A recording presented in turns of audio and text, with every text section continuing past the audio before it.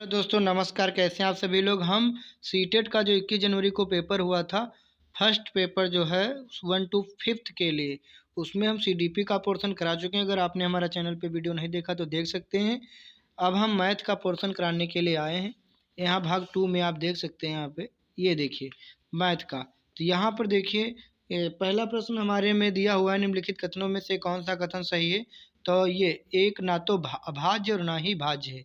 One is neither prime nor a composite number, ये हो गई। तो ये सही हो जाएगा। दूसरा सवाल है, 2 सही 2/3 समकोणों में डिग्रियों की संख्या कितनी है। तो 240 हो जाएगी। तब तक आप टिक कर लीजिए, बाद में इसका सॉल्यूशन वीडियो आएगा। यहाँ पे देखते हैं, एक सदैव समबहुभुज होता है। सदैव समबहुभुज कौन होता है? वर्ग, जिसकी सभी भुजाएं बराबर होती है और सभी कोण बराबर होते हैं, वो समबहुभुज होता है। अब यहाँ पर देखते हैं, पार्सल भेजने की दरें नीचे दी गई हैं। पार्सल का भार 50 ग्राम और उससे कम 15 रुपया। पार्सल का भार 50 ग्राम अतिरिक्त के लिए 7 रुपया। मीना अपनी सहेली चारू को पार्सल भेजना चाहती है जो दिल्ली में है। पार्सल का भार 350 ग्राम है। दरों को देखकर पार्सल भेजने की सही राशि का चुनाव कीजिए। 57 आएगा। यहाँ पर 35 नंबर देखिए, गणित के शिक्षण में विभिन्न प्रकार के तरीकों के लिए निम्नलिखित में से कौन सा सत्य नहीं है। तो यह बच्चे के अधिगम में बाधा डालता है, क्योंकि यह भ्रम की अगुवाई करता है। राष्ट्रीय पाठचर्या रूपरेखा 2005 के अनुसार एक प्राथमिक गणित कक्षा में निम्नलिखित में से कौन सी प्रक्रियाएं सबसे कम रूप से प्रासंगिक हैं। तो सूत्रों को याद करना, रोट लर्निंग, ये यहाँ पर हो जाएगा। अगला देखते हैं। यहाँ पे अगला हमारे पास में प्रश्न दिया है, गणित शिक्षण में संज्ञानात्मक संघर्ष के विचार के लिए कौन से कथन सबसे उपयुक्त हैं। तो यहाँ पर केवल ए वाला वो सबसे उपयुक्त है। संज्ञानात्मक संघर्ष के प्रति बच्चों को सुगम बनाने के शिक्षक के विचारपूर्ण प्रयासों से उनकी गणितीय समझ को बढ़ावा मिल सकता है। अगला देखते हैं, 38 नंबर प्रश्न, निम्नलिखित में से कौन सा कथन सबसे अधिक उपयुक्त है।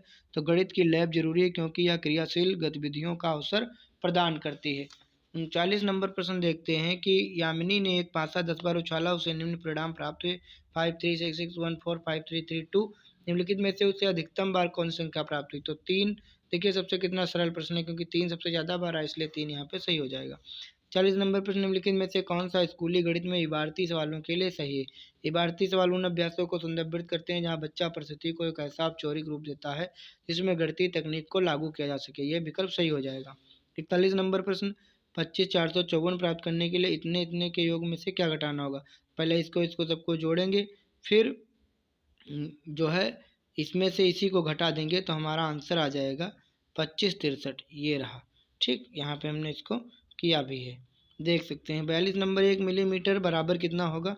तो 0.1 सेंटीमीटर यहाँ पर होने वाला है। यहाँ पे जो है 1 मीटर में 1000 मिलीमीटर और 100 सेंटीमीटर, 1 मीटर में 100 सेंटीमीटर, 2 जीरो कट जाएंगे तो बटे में आएगा। इस तरह से हो जाएगा। बाद में सॉल्यूशन वीडियो देंगे, तब तक आप जो मैच कर लीजिए, नहीं तो वीडियो काफ़ी लंबा हो जाएगा। किसी स्थान ओ से आरंभ करके एक मेढक 3 कदम और एक खरगोश 7 कदम की छलांग लगाते हैं। निम्नलिखित में से किस कदम पर वे दोनों एक साथ छलांग लगाएंगे। तो 378 हो जाएगा, क्योंकि वो संख्या इसमें चुननी है जो 3 और 7 दोनों से कट जाए। तो दोनों से डिविजिबल, यानी 3 से 21 से जो डिविजिबल हो जाएगी, ये वाली संख्या 378। अगला देखते हैं।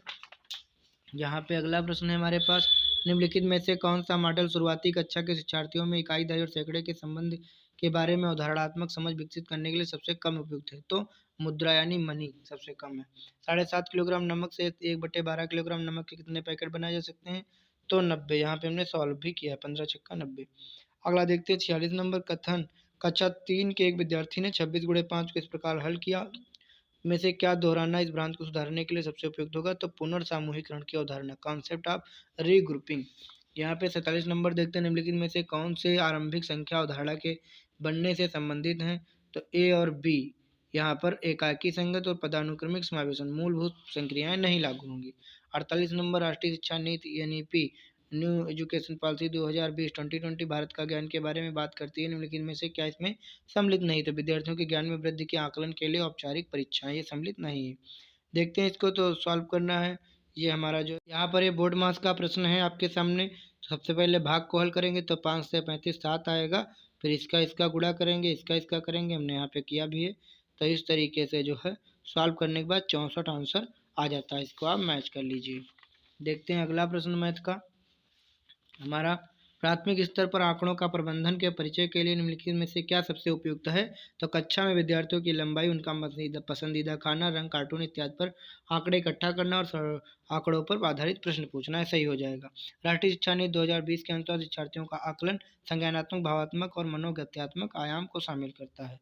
यहाँ पे ब्रज के पास अपनी पसंद की जमीन घेरने के लिए 100 मीटर का यानी परिमाप था और सबसे बड़ा जमीन का टुकड़ा लेना चाहता था। निम्नलिखित में से उसे किस माप का टुकड़ा लेना चाहिए ताकि उसकी ज़मीन का क्षेत्रफल अधिकतम हो? तो ये 25 × 25 625 सबसे ज़्यादा क्षेत्रफल घेरेगा। अब यहाँ पर हम देखते हैं अगला प्रश्न जो कि मैथ का ही है। निम्नलिखित में से कौन सा कथन गणितीय अधिगम को प्रोत्साहित करने के लिए सबसे कम उपयुक्त है? तो अंतर्ज्ञान को हतोत्साहित करना चाहिए क्योंकि यह गणितीय विचारों को विकसित करने में बाधा डालता है। प्रश्न नंबर 54, एक संख्या में 8 जोड़ दिया जाए तो वह दुगनी हो जाती है, तो वह संख्या कौन सी होगी? 8। 8 में 8 जोड़ने पर 16 हो जाता है, दुगनी हो जाती है। निम्नलिखित में से किसकी लागत सबसे कम है? तो ₹7.5 प्रति पैकेट वाले 750 पैकेट, इसकी कम से कम लागत होगी। आइए देखते हैं अगला प्रश्न। यहाँ पे निम्नलिखित में से कौन सी प्राथमिक स्तर पर गणितीय भाषा की विशेषताएं होनी चाहिए? तो ए और सी सही है, या सटीक होनी चाहिए। बच्चे की दैनिक जीवन में उपयोग की जाने वाली भाषा के माध्यम से इसे प्रबलित किया जाना चाहिए। अगला प्रश्न, जब शिक्षिका यह सुनिश्चित करती है कि उसके द्वारा बनाया गया टेस्ट उस टेस्ट के उद्देश्यों कसौटी को पूरा करते हैं, तब मूल्यांकन के किस पक्ष का उपयोग किया जा रहा है? वैधता। 1, 8, 27, 64, 125 के पैटर्न को देखिए तो आगे देखिए ये क्यूब है। 1 का क्यूब, 2 का क्यूब, 3 का क्यूब, 4 का क्यूब, 5 का, तो यहाँ 6 का 6 216 आएगा, फिर 7 का 7 343 आएगा, ये करेक्ट आंसर है। यहाँ पे 59 नंबर प्रश्न देखते हैं। त्रिभुज के सभी कोणों का युक्ति 180 होता है। यहाँ देखिए कक्षा 2 में सवाल दिया गया को हल करवाते एक अध्यापक ने स्पष्ट किया कि हमें 7 को 2 में से घटाना है और 2 छोटा है 7 से, इसलिए हमें 8 से उधार लेना पड़ेगा, तब हम 12 में से 7 को घटा कर पाएंगे। एक बच्चे ने अध्यापिका से पूछा, मैडम हम 8 से उधार क्यों ले रहे हैं? उधार लेना अच्छा नहीं होता। इस परिस्थिति में अध्यापिका को क्या करना चाहिए? अध्यापकों को उधार शब्द को बदलकर पुनर्सामूहिकरण का उपयोग करना चाहिए और पुनर्सामूहिकरण की प्रक्रिया दिखानी चाहिए। अगले प्रश्न के पास चलते हैं। यहाँ हो गए सभी मैथ के प्रश्न, हो गया, पर्यावरण शुरू हो जाता है। तो आशा करते हैं आपको वीडियो पसंद आया होगा।